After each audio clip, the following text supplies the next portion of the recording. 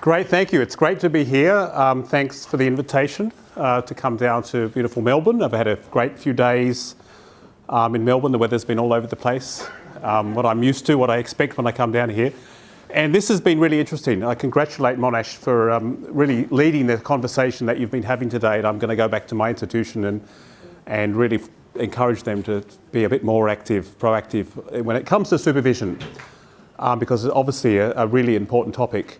So what I'm going to do today, following on Professor Ian Chubb's presentation, which is a hard act to follow, is give you my perspective and my journey, and along the way try to leave you with maybe some examples of the types of things that I've done, the types of things that I've learnt as part of my journey, which is a somewhat unique journey, and I must say it's not the journey that I think represents necessarily a template for everyone's journey, but maybe it's going to be good for you to see what we've done, and happy to take questions along the way. So a journey from industry, it really should be a journey from university to industry and back to the university, perspectives on leadership, mentoring, supervision and training.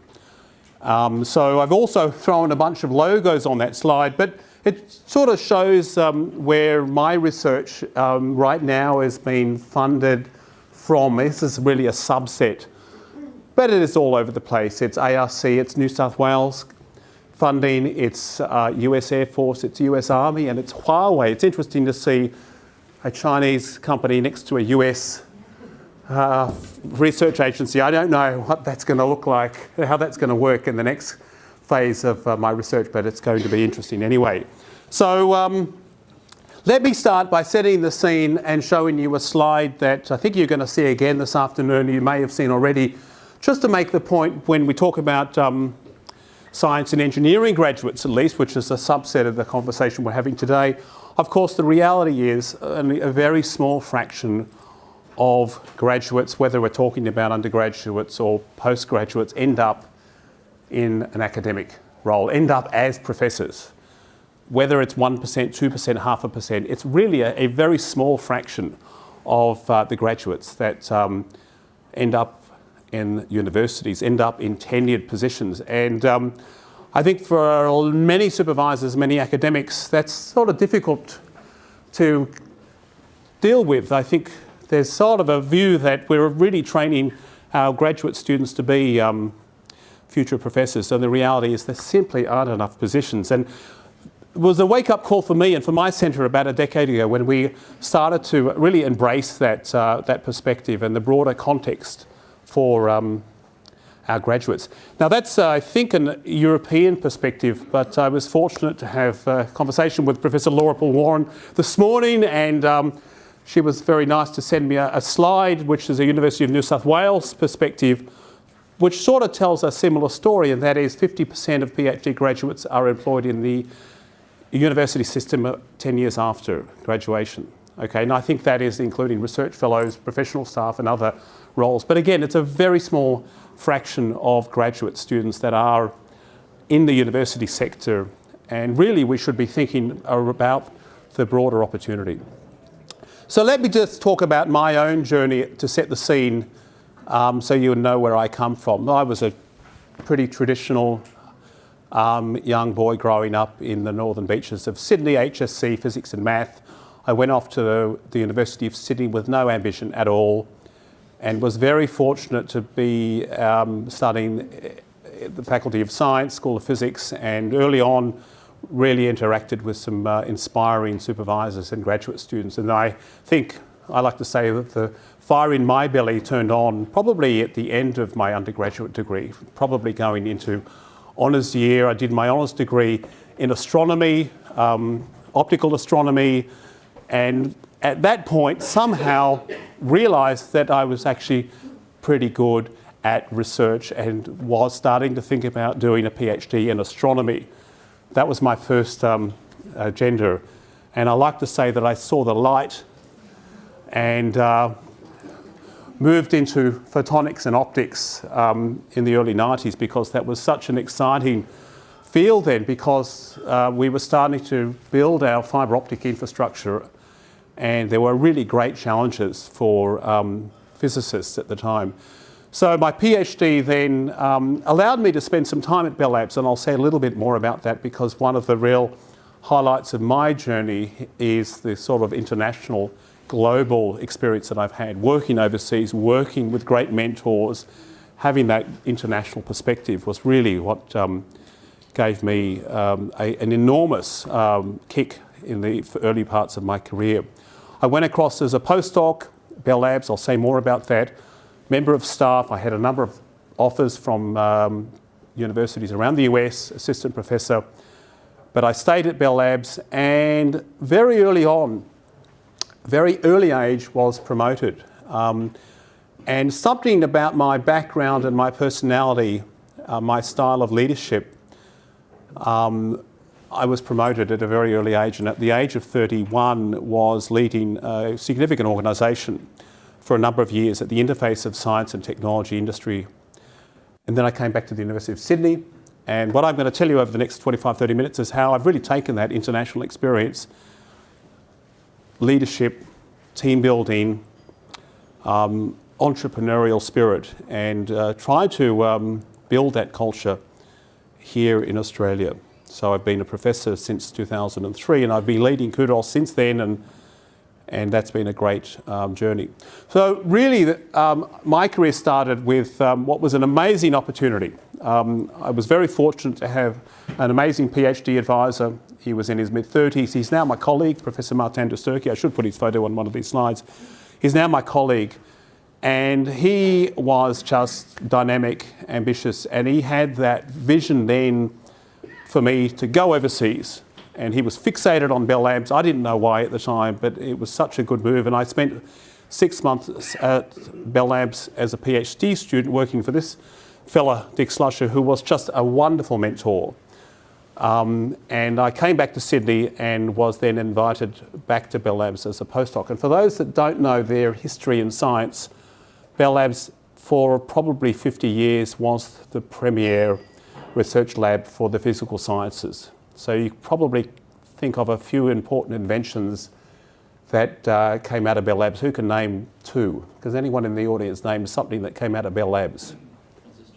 What's another thing? The transistor, what else? Solar cell.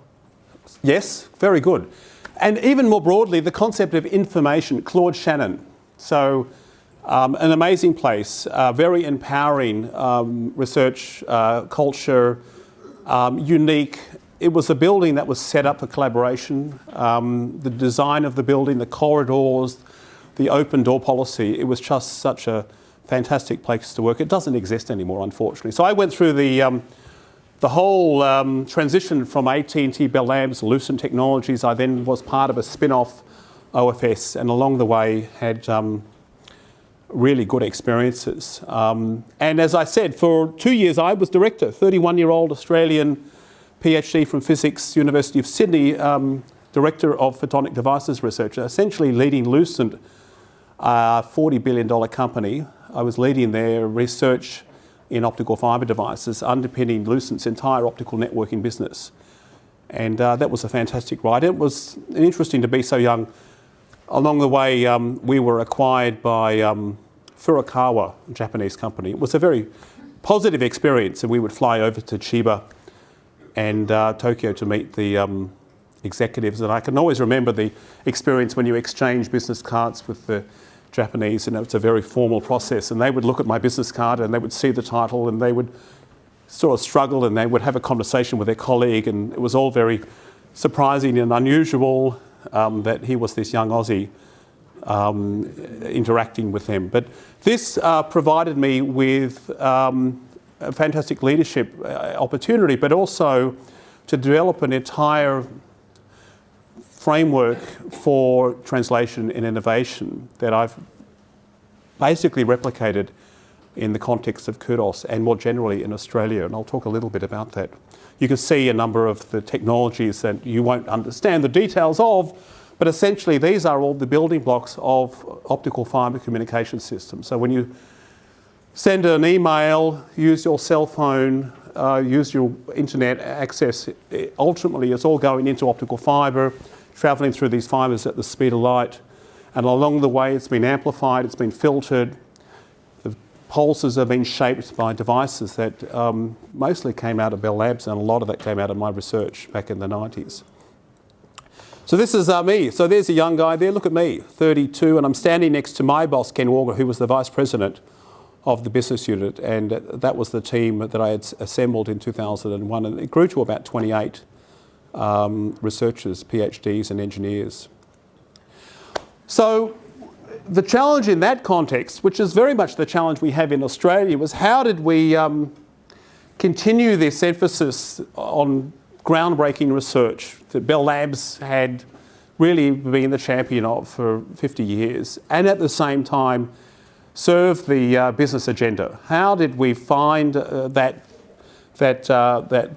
place that we could really promote leading edge research and at the same time grow the business? And we came up with a very simple framework we called the 3P process, and it's very simple. It really just talks about the different stages in translation, innovation, the patenting, intellectual property, which you heard a few times this morning, which is actually really easy when you're in a company.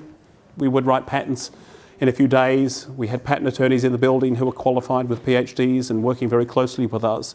We publish papers to establish leadership in the field, to establish our credentials, and we would prototype. We would build prototypes, and these prototypes were taken out there to exhibits, to conferences, to customer laboratories, and ultimately translated many of these prototypes into real-world products that actually were very successful for the business. So this 3P process, I talk about this all the time in Australia. I think it's very relevant in the physical sciences, very relevant in the context of the challenges we have in Australia in translation. Patenting, obviously, it goes without saying that intellectual property is paramount, and the universities are all struggling to work out the right IP model, but it is the foundation for innovation. Publishing is a really important part of leadership in high tech to promote the leading edge technology to potential customers and to investors, and the prototyping, which is now something we can do routinely, and we have throughout Australia major facilities and capabilities that allow us to build prototypes. ANFF, for example, I was at the ANFF showcase just at the synchrotron the other day, which has a major investment in establishing prototyping capabilities, so we can take these ideas, these proof of concepts, and turn them into robust models that we can put in front of customers. So this is an example of a research prototype. So this is an example just to anchor the conversation in a real world prototype device. The left-hand side is the idea. This was a lovely device that we patented, published. It was a fibre device that's inserted into the fibre network, and it provides correction for distortions. Very basic building block, and we have the research prototype in the middle there, and we have the product on the right-hand side. So that's sort of a bit of scene setting. And it was at that point, 2002, I'm in the middle of the action. In fact, let's say it's late 2001, and I'm living in New Jersey, and a few things are happening. So think about 2001. What happened globally that started to affect basically everyone? We had the telecom bubble was bursting, and we had 9/11.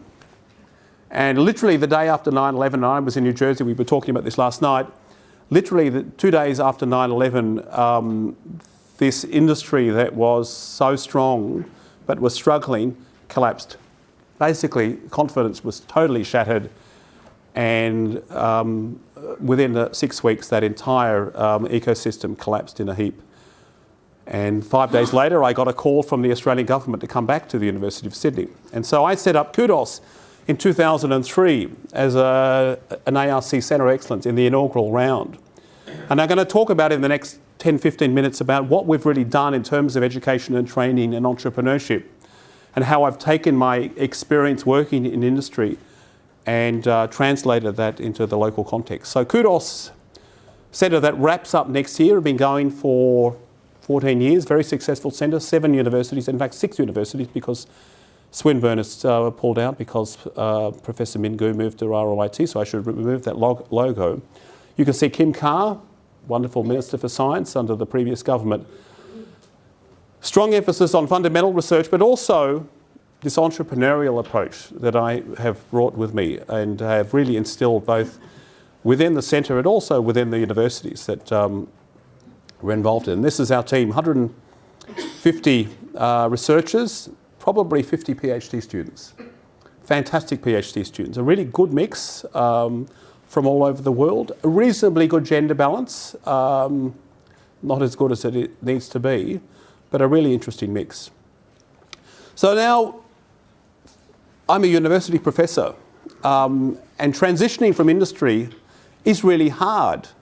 Working in a company like Bell Labs, where essentially your research is sort of inspired by the business roadmap and you don't have to write grants, and all of a sudden you're dropped in the deep end. And of course, as a professor leading a program, you are CEO, CTO, CFO, CIO, general manager, and you've got to cover this entire spectrum of capabilities and skills. And it took me a number of years to transition.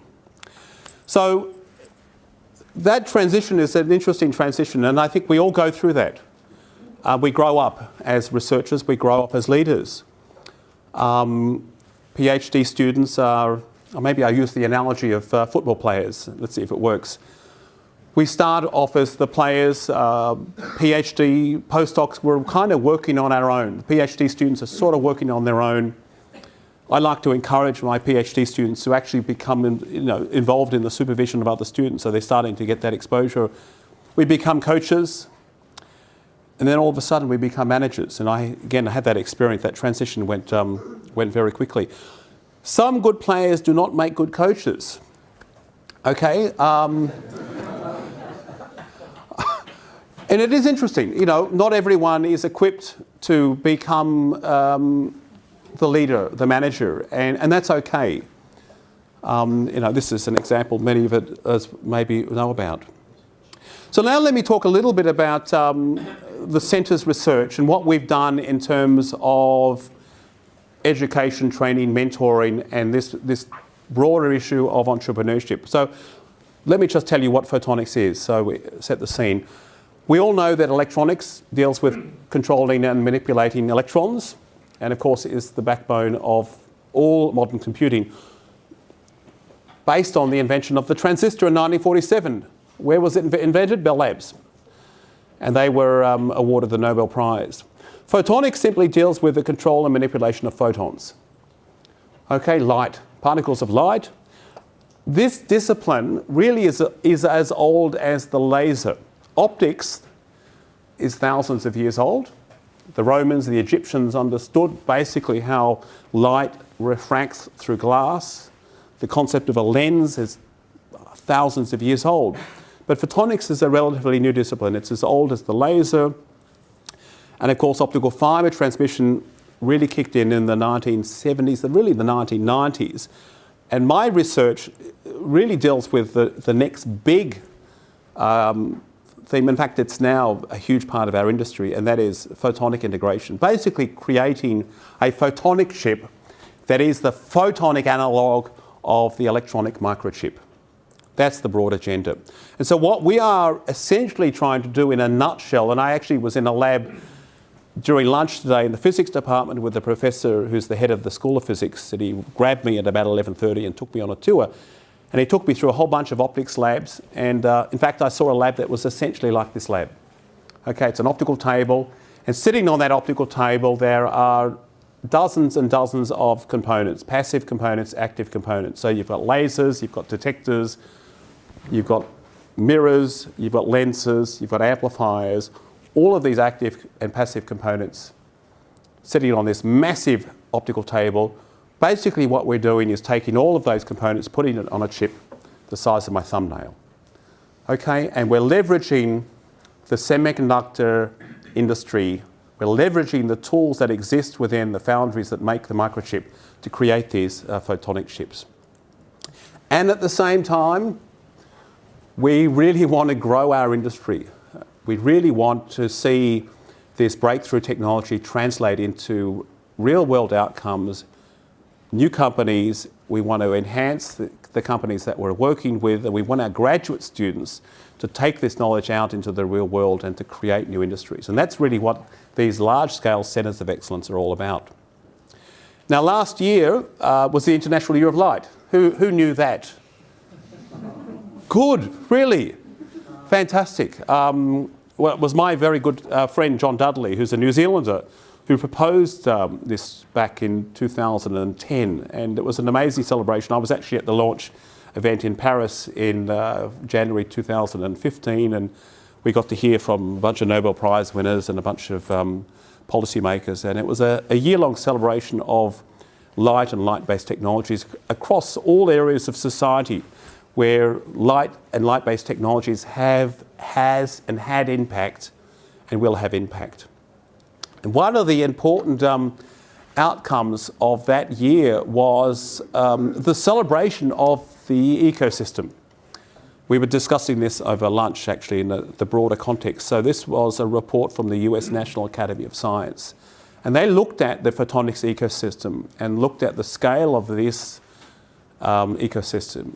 At the centre of this whole ecosystem is the laser. Okay, the simple laser. Well, the punchline is that photonics, the laser, is a linchpin of a $7 trillion industry. You look at that and you think, is that $7 billion? And no, that's $7 trillion industry. So the laser itself underpins $7 trillion industry. That doesn't mean that there is a $7 trillion laser industry. In fact, the industry is probably about 500 billion. But if you were to take the laser away, we'd have no internet. Okay? That's sort of pretty significant. There would be no communications. You would have no broadband. So that's really the kind of global context for what we're working on. And how do we translate that opportunity into the local context? So the strategic plan for CUDOS says a number of things. We're going to create this revolutionary photonic technology. And we're going to have world's first in a number of areas, and the details are not important. We're going to create this culture of integration. And that's kind of a play on words, because I think on the one hand we're talking about a culture of photonic integration, but we're also talking about an integration culture, or a culture that is integrated across capabilities and expertise. We said we would spin off 3 companies. I'll talk a little bit about that. We said we would create unique graduates that would drive our workforce. I'll say a bit more about that. And we said we would create major infrastructure for 21st century science and innovation. I actually would think that the legacy of this centre, the $50 million of taxpayers' funds that have gone into this centre for the last 15 years, probably the most important output, the graduates and the infrastructure. The graduates in the infrastructure that will serve Australia for decades to come. And the infrastructure is quite amazing, but the graduates also amazing. So when you run a centre like this, you're assessed according to all sorts of different metrics. And I can talk for hours about KPIs and milestones and how you manage large-scale collaborations across disciplines and across different universities. And of course, publications are absolutely central, and front and centre to all of our conversations is the Nature papers and the science papers and the post-deadline papers.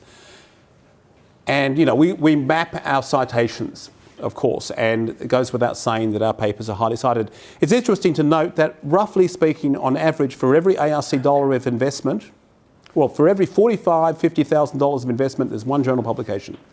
That's in physical sciences. Just an interesting take-home message. That's sort of roughly how it works out, 50K per publication. So the publications are absolutely stellar, and that's fine. The patent story is a harder one to tell.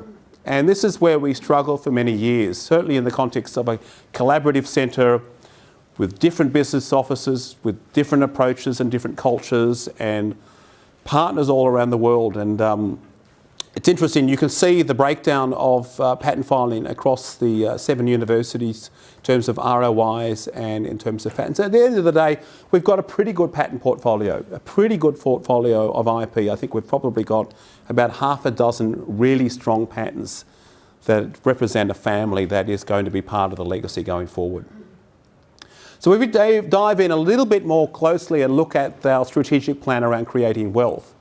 So again, 3 spin-off companies, graduate entrepreneurs. How are we going to do that? And how are we going to actually create those companies, those spin-off companies? Because if you think about the spin-off company model and you talk to a VC, and we've had dozens of VCs in my office, and they'll say to you in a really condescending way, there are 3 key issues that you need before you can successfully spin off. You need the idea, actually I've forgotten what they are. There's the idea, it's the money, and it's the person. It's that third one. And we were just getting nowhere because we just don't have them. We just don't have them in Australia. They just don't exist. I mean, we talk the talk around the grand challenges that Ian was talking about. But that's really the problem. We just don't have these young, hungry people that, to be honest, they're pretty well paid as postdocs, so they're not going to walk away from a 3-year contract. It's pretty good salaries these days. The security blanket that wraps around all Australians is pretty nice, I must say. Finding good people that can drive startup companies, really challenging. So basically we realised, well, we actually have to create them. We've got to create these graduates. We've got to change the way we educate our PhD students. And even if 4 out of 100 are going to become entrepreneurs, that's actually fantastic, because the reality is, on average, out of the 100 graduates from physics and research departments across Australia, it's probably 1 or 0. In striking contrast with what it is like in the Northern Hemisphere, in the US, Canada, Europe, Germany and the UK. Set up a photonics foundry, we've done that. The nanoscience building at the University of Sydney is a great example. Engage end users and industry collaborators, of course that's a priority. And this is me, and I'm going to give a special surprise to anyone in the audience who can work out who that is. Steve Chu? Oh, you were going to win, but you didn't.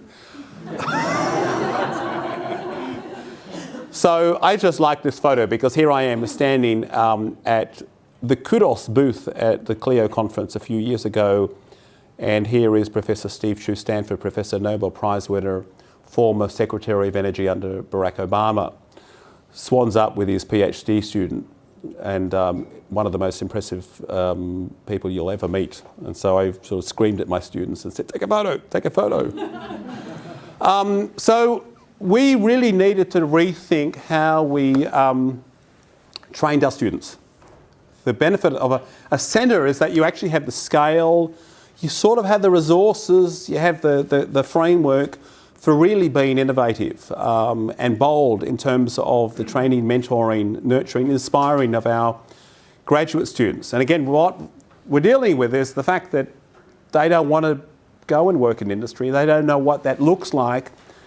We don't have the entrepreneurs. We need to create them. So we set up a pretty sophisticated program that had really 2 dimensions. Of course, professional training. It goes without saying that we will be providing our graduate students with professional training across a whole range of areas. And that includes communications, leadership, media training, intellectual property, training in how to make photonic devices, how to work with foundries. We had a course in graphene. In fact, that was Professor Michael Fura from Monash was one of the speakers at that workshop. And then entrepreneurship. And this particular initiative has become wildly successful, and I think has actually been leading the conversation at my university and many of the other collaborating universities. It's really been stimulating institutions to think about what we can do to better inform, inspire, educate our graduate students. So we've had a whole bunch of initiatives that span from workshops, mentoring, dedicated mentors, finding champions from industry who can come and talk to our students, the entrepreneurship seminar series that's every month that swings back and forth between Sydney, Macquarie, sometimes ANU and Melbourne, that has been flying out many of the world's top entrepreneurs, including Larry Marshall, before he was CSRO CEO. He was one of our entrepreneurship seminar speakers, so that's just an interesting aside. So, and of course, the graduate students do go off and do very different things. This is just sort of an example of a snapshot of what our graduates are doing.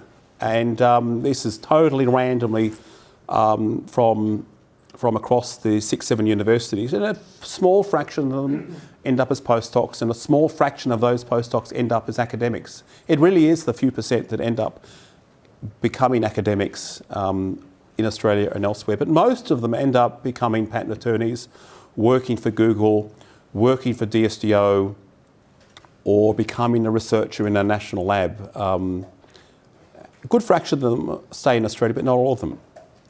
So the last thing I'll talk about is really go back to the translation story. And this is a diagram that we put together back in the early stages of the centre when I was really trying to get my head around the commercialisation strategy. So I actually engaged a consultant. Again, Centres of Excellence give you the resources to do things that you might not be able to do if you're not otherwise involved in a centre. And I engaged a very good consultant, Dr. Jonathan Lacey, who's based in Melbourne, former CSRO IP manager. And he would fly up to Sydney once a month, and over probably about 12 months, we put together a pretty comprehensive strategic plan around commercialisation. And essentially what it does is on the left-hand side, it identifies the 5 or 6 science themes. You don't need to know the details of what those boxes represent. Talks about the commercialisation opportunity, emphasises the importance of intellectual property, talks about then the demonstrations, the market validation, and that's where we have the expertise and capabilities to take prototypes to conferences, for example, and put those in front of investors, and the commercialisation outcomes. And the interesting thing about this particular perspective is that the commercialisation pathways are all wildly different. There is no one recipe. We have, at the moment, probably 6 or 7 commercialisation activities across the centre that have spun off or are being licensed or are being incubators, and they're all completely different. But it has been, licenses, 3 or 4 spin-offs, and the licenses are going to completely different industry systems. So what we did to promote that agenda is we set up Kudos Tech. This is back in 2014, an umbrella organisation to really promote these spin-off companies across the 6 or 7 universities. And it's not an incorporated venture, it's an umbrella, it's not PTY Ltd. But we would go out to our conferences and our customers in that first phase of the commercialisation as Kudos Technology, because Kudos was a brand and is a brand that is recognised in that ecosystem. And we have 5 or 6 great spin-off stories coming from a number of institutions. And the only shame of this slide is, and maybe Laura's already picked this up, is the lack of women. It really is an issue that haunts me, to be honest. And I was actually at one of our entrepreneurship seminars the other day. We had Dr. Steve Friskin, who is probably one of Australia's most successful entrepreneurs. He made about 50 million. He lives down on Sydney Harbour. He's very laid back. He's still spinning off and starting new companies. He's a very relaxed guy. He's a lovely, charming fellow. And we had about 33 people turn up to this fantastic seminar, and I looked around the room afterwards and I thought, gee whiz, no women.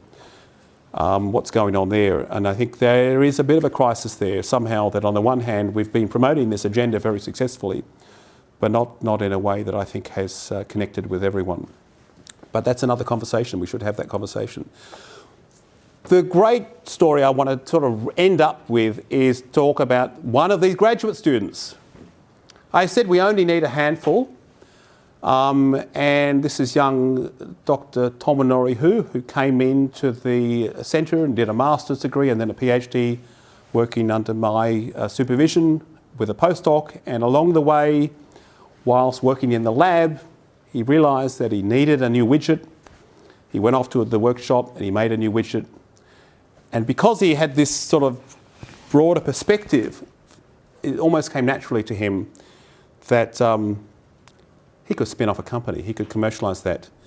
And so they are now both, I think Darren is the CTO and I think Tom is the CEO. They've gone through the Incubate program at the University of Sydney. They've had the support of ATP Innovations. Tom has just won the University of Sydney Alumni Medal. And there's a website, Myriad Technologies, and you can buy the Merlin spectrometer. And so they're selling these components around the world. They're still in their very early stage. I mean, this is not Microsoft. This is a spin-off company. It takes years to ramp up. But, you know, this is one of the real success stories of the centre. Well, before I wrap up. This is Tom standing at the booth at the Clio Europe conference in Munich, and you can see the Kudos technology umbrella there in the background with all of the spin-off companies that are being spun out of the centre. And this is his box. This is his prototype. And he's there with great enthusiasm engaging with his potential customers. And that's a great story and what we really need to see more of. So we've also really tried to engage the local community. So this is in late 2013 at the Australian Technology Park. This is the Kudos Showcase. And so we have here all of the Kudos researchers now organised around their research themes, but they're not just presenting their research, they're presenting solutions to real-world problems. And that was a really interesting exercise to put these mostly physicists through, to think really about the end user and how their research addresses problems. And it turns out, with a little bit of work, we had an amazing story to tell across many of the grand challenges facing society in terms of the environment, transport, healthcare, security, defence, communications, computing, infrastructure, and so forth. And a great experience also for our graduate students to be empowered. And there's me presenting, and Simon Poole, another great entrepreneur, one of the mentors that I mentioned earlier, and Chris Fell, and I think I've got this last photo, Matt Collins, another one of our success stories, talking to our Vice-Chancellor. So there's Michael Spence, looking probably completely confused, but here's young Matt, 23, you know, talking about his quantum random number generator. So that was a really great experience. And young Bill, who, actually, young Bill, I shouldn't say young Bill, he's now a senior lecturer in the electrical engineering department at Monash University. And this was the student who put his hand up at the Kudos workshop in 2009, up at Blue Cow. In February, it was snowing outside, and we had a panel discussion about career paths, and this was the young guy who said, basically, look, this is all fantastic what you're doing, Kudos, but you seem to be focused on, you seem to assume we all want to be academics, and we don't want to be an academic. And he said, I don't want to be an academic. Anyway, so Bill was in fact, as a young fella, kicked off that whole conversation to some extent, and now anyway, he's doing very well at Monash University as an academic. So anyway, that's my journey, and I really hope we can have a bit of a conversation, and I'm happy to take any questions. Thanks very much.